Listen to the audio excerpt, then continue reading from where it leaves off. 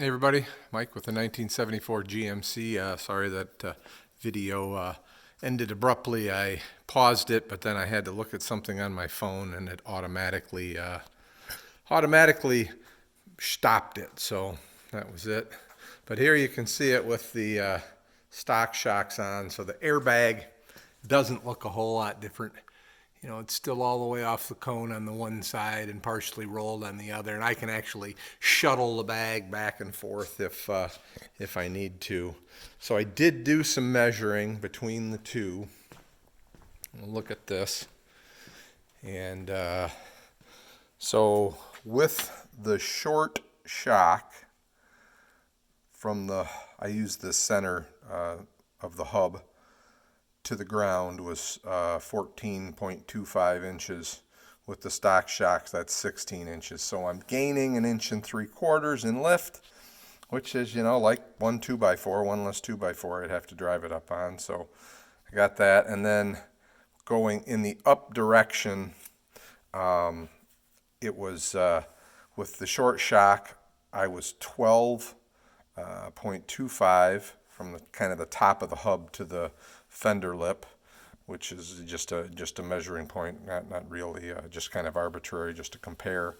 And with the stock shock, it was 11, really about more like 11.5, because for whatever reason, these shocks I have, I don't think are the right ones, because when I measure their extended length and their retracted length, they don't quite match up. They match up for the most part on the retracted length, but or compressed length, but not on the extended length. They are longer, so they let that come up a little bit. So, and I don't really know that I care about that 1 1/4 inches at the top, if that's truly what it is. As you recall, I could not lower myself all the way down without my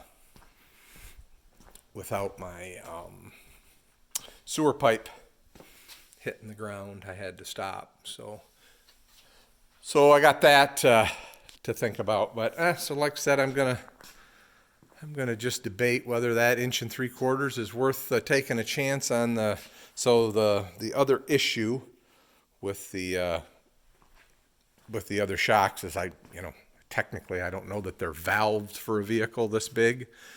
But the other thing that is different about the two shocks, they're both the same type, same KYB brand, or just a little bit different in length. They're the same KYB shock, everything else, but the difference being that this is the upper eye and this is what the lower eye looks like on the, I'll say, stock shocks.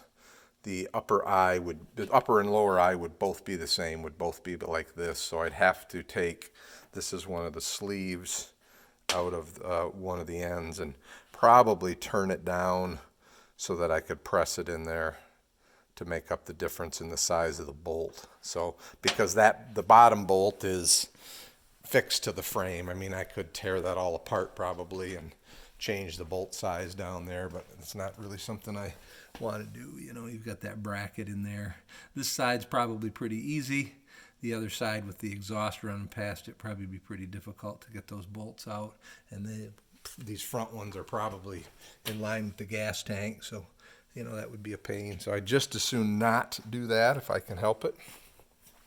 So I guess a little bit to think about, is that 1.5 inches worth the hassle, or do I just go with the shocks that I know are right for the vehicle? So all right, everybody, have a great day.